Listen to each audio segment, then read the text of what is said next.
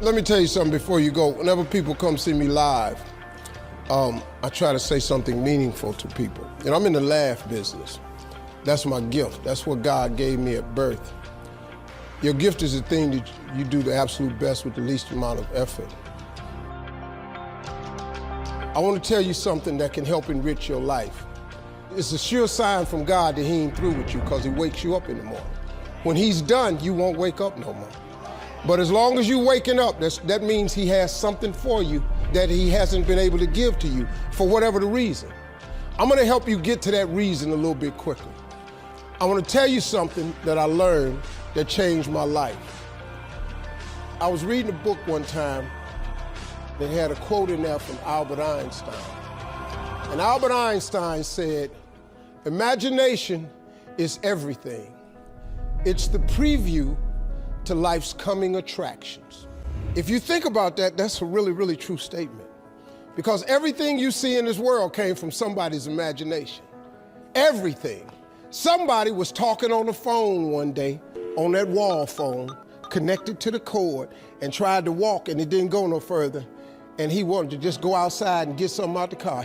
Somebody said, "You know what? I wish I could take this phone outside." Everybody in here got a cell phone. It was in somebody's imagination.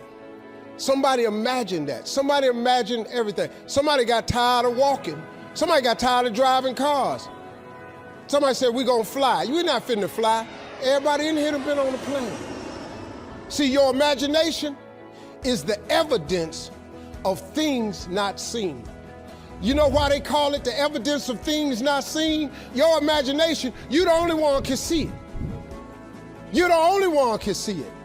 See, so all this stuff you've been imagining was not some hocus pocus. When you imagine stuff, it's actually God showing you a preview of a coming attraction he has for you. That's what your imagination is. Why do you keep imagining yourself with a second home? Because God wants you to have a second home. Why do you keep imagining yourself in a supervisory capacity on another job? Because God really wants you to have that. Why you keep dreaming of opening a business one day? That's because that's what God really got for you. And he put it in your imagination. The problem with your imagination, though, is you tell it to the wrong people. If you want to kill a big dream, tell it to a small-minded person. You can't, oh man.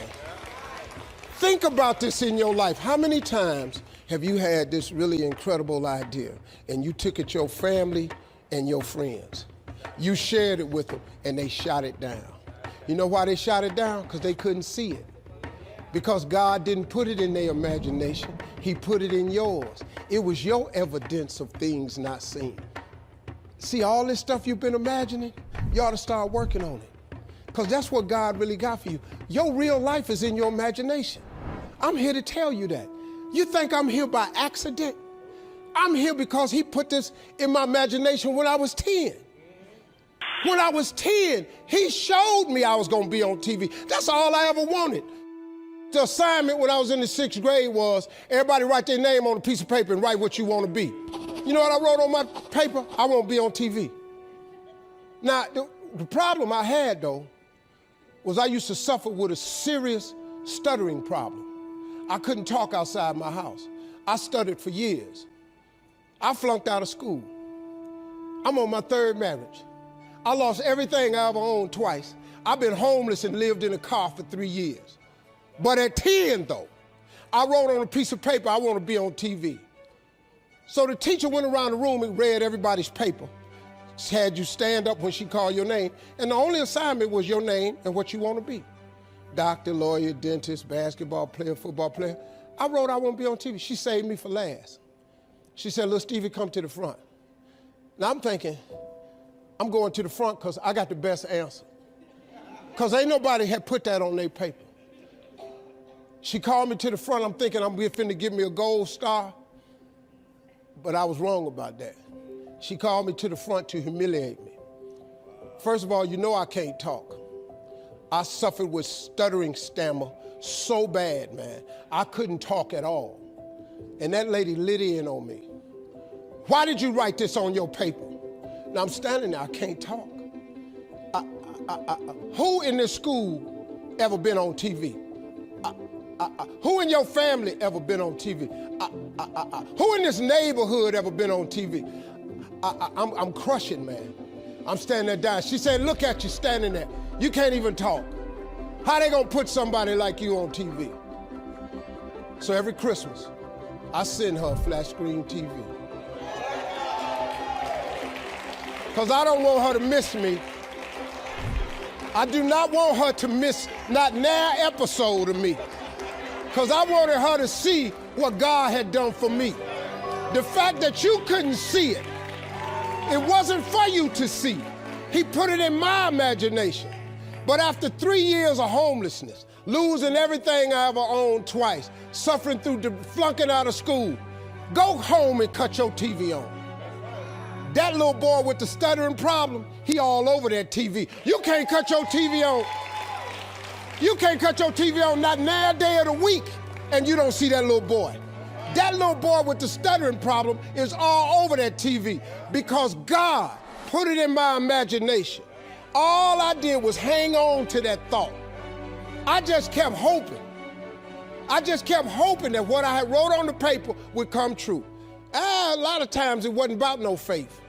I didn't believe it sometimes. When you homeless and living in the car, how you see yourself as a TV star? But I just kept hanging on there. Because my mama was a Sunday school teacher. I kept hearing her say, God,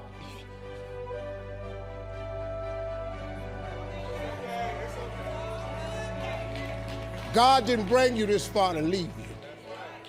God didn't bring you this far to leave you. Why do you think he keeps waking you up? Because he got more for you. He got way more for you. He got plans for you. But he needs your faith. He just needs you to call on him. He needs you to dust off your imagination and just go for it. You got to try. Quit waking up thinking you ain't got no say-so in your life. You have a choice in this matter. You can't stop what happened to you, but you can doggone sure do something about what happened to you. Life is 10% what happened to you, is 90% what you do about it. Somebody in your family gonna die. Somebody in here gonna get fired. Somebody here gonna get an eviction notice. Somebody gonna get laid off. Somebody company gonna close. That's life. Somebody you love gonna break up with you. That's life. But what you gonna do about it though? Since it's gonna happen anyway.